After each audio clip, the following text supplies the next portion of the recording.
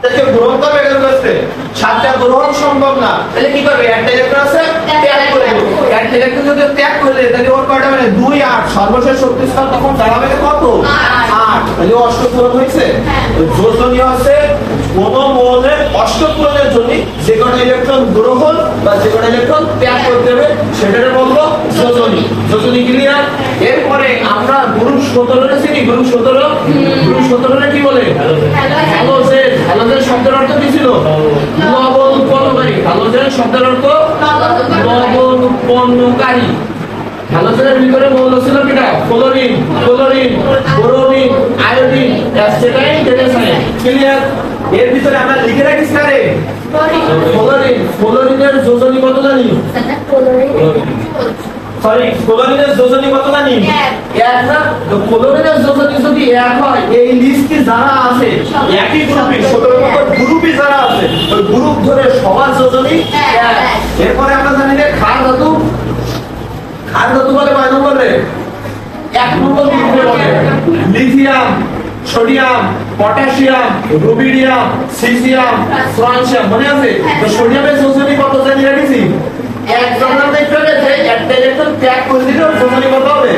1 হবে। তো সোডিয়ামের যোজনী যদি 1 হয়, সোডিয়ামের যোজনী যদি 1 হয়, এর লিস্টে যারা যারা আছে সবার যোজনী 1। যোজনী কিন্তু আলাদা করে মুখস্থ করা লাগবে। লিস্টে যে আছে সবার যোজনী 1। ঠিক আছে? এবার বলেন।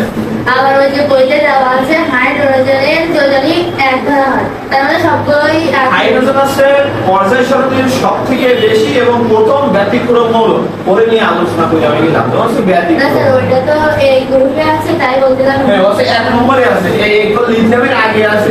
আছে ধাতুদের সাথে কিন্তু নিজে অধাতুর ন্যায় আচরণ করে, কারণ ওর বেশিরভাগ বৈশিষ্ট্য 17 নম্বরে যে হ্যালোজেন আছে এদের বৈশিষ্ট্যের সাথে মিল খায়। এইজন্য ওদেরকে বলা হচ্ছে যে হ্যালোজেনের ন্যায় আচরণ করে, কিন্তু ওরে বসানো হয়েছে ক্ষার ধাতুদের সাথে। ক্ষারের ন্যায় আচরণ করতে পারে। ঠিক আছে? এরপরে আসি মনে কর যোজনীর পরে আছে কিটা? জারণ সংখ্যা। ধাতুরা ইলেকট্রন কি করে? ধাতুরা ইলেকট্রন ত্যাগ করে। অধাতুরা ইলেকট্রন কি করবে? ধাতু আর অধাতু চিনি ভালো করে বুঝিস কিন্তু। যদি ইলেকট্রন বিন্যাস করে সর্বশেষ শক্তি স্তরে 1টা 2টো 3টে পাওয়া যায় তাহলে তাদের বলবো ধাতু। আর যদি 5টা 6টা 7টা পাওয়া যায় এদের বলবো অধাতু। ক্লিয়ার? ক্লোরিনের পাইলাম কয়টা? ধাতু না অধাতু? অধাতু। অধাতুরা ইলেকট্রন কি করে? ক্লোরিন একটা গ্রহণ করলো, এই জন্য যোজনী হলো কত? 1। ঠিক আছে? আর অধাতুরা ইলেকট্রন গ্রহণ করে মাইনাস চার্জে পরিণত হয়। তাহলে ক্লোরিনের যখনই জারণ সংখ্যা বলবো এর আগে শুধু একটা মাইনাস দিয়ে দেবো। মাইনাস কেন দিছি? ক্লোরিন অধাতু পাই। কথা ক্লিয়ার? যে জারণ সংখ্যায় প্লাস মাইনাস হবে, যোজনীতে প্লাস মাইনাস হবে না। কথা ক্লিয়ার? এরপর আছে কিনা সোডিয়াম। সোডিয়ামের আমরা সর্বশেষ শক্তি স্তরে ইলেকট্রন ছিল একটা ইলেকট্রন ত্যাগ করে দিয়ে অষ্টক পূরণ করিব, কারণ ধাতুরা কি করে? ইলেকট্রন ত্যাগ করে। যদি ত্যাগ করে গ্রহণ করলে যদি মাইনাস হয়, ত্যাগ করলে কি হবে? প্লাস হবে না। তাহলে এর একটা ইলেকট্রন ত্যাগ হয়ে গেছে, এর প্লাস হয়। কথা বোঝা গেছে? সোডিয়ামের যদি জারণ সংখ্যা +1 হয়, সোডিয়াম যে গ্রুপে আছে ওই গ্রুপে সবাই জারণ সংখ্যা কি হবে? ঘটনা বুঝিস কিন্তু সবাই +1। ক্লোরিনের জারণ সংখ্যা কি পাইছি? ক্লোরিনের সারিতে যারা আছে গ্রুপে যারা আছে সবাই কি জারণ সংখ্যা? এই হচ্ছে যোজনীর জারণ সংখ্যা। কথা ক্লিয়ার? নেক্সট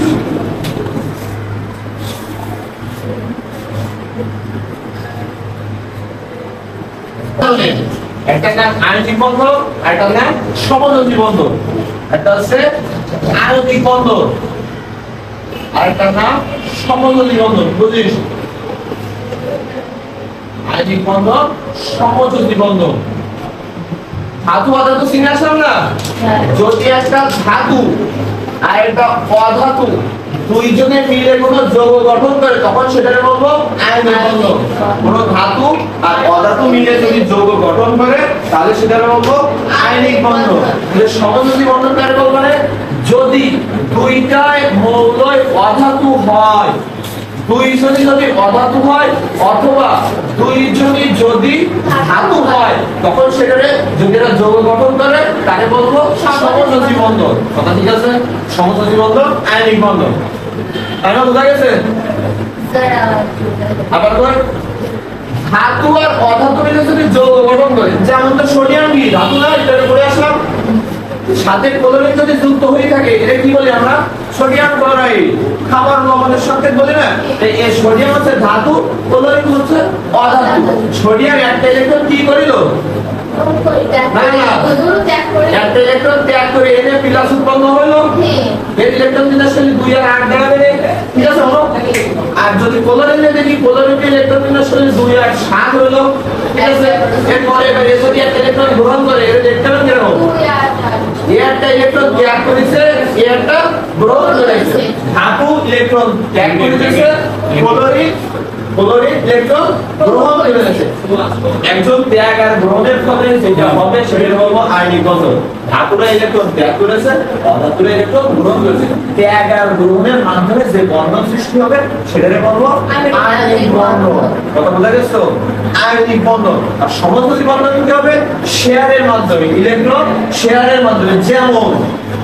যেমন মনে করছে কার্বন আর হাইড্রোজেন। কার্বন ইলেকট্রন বিন্যাস করলে দাঁড়ায় কত জানি? 2 4।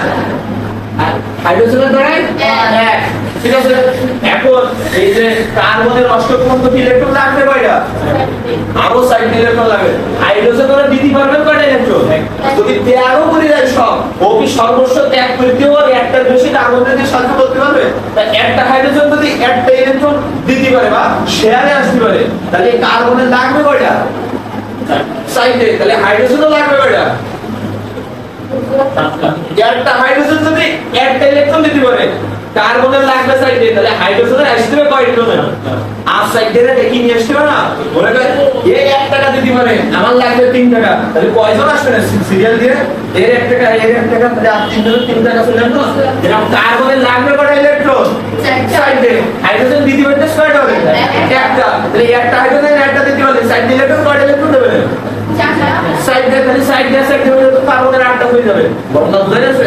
যদি কার্বনের সর্বশেষ শক্তি স্তর আমরা আঁকাই, এই একটা ইলেকট্রন, এপাশে একটা ইলেকট্রন, এই একটা ইলেকট্রন, এই একটা ইলেকট্রন, সর্বশেষ শক্তি স্তরে 4টি ইলেকট্রন আমরা আঁকাইছি। আঁকানোর পরে হাইড্রোজেনের ইলেকট্রন আছে কয়টা? একটা হাইড্রোজেনের এই একটা ইলেকট্রন আঁকালাম, আর একটা হাইড্রোজেনের আরেকটা ইলেকট্রন, এই পাশে আরেকটা হাইড্রোজেন দিলাম, এখানে আরেকটা হাইড্রোজেন দিলাম। এবার বললাম না যে বন্ধন শেয়ার হবে, মানে তোর অর্ধেক আমার অর্ধেক, যেমন কলম যদি এই অর্ধেক ধরি রাখে আমার কাছে, ঠিক আছে?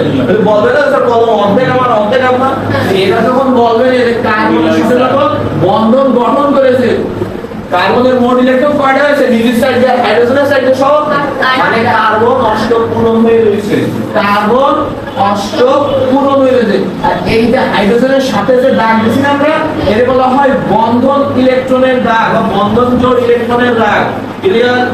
কথা বোঝা গেছে? যে চারপাশের সাইডে হাইড্রোজেন বন্ধন গঠন করেছে, এদের বলা হয় বন্ধন জোড় ইলেকট্রন।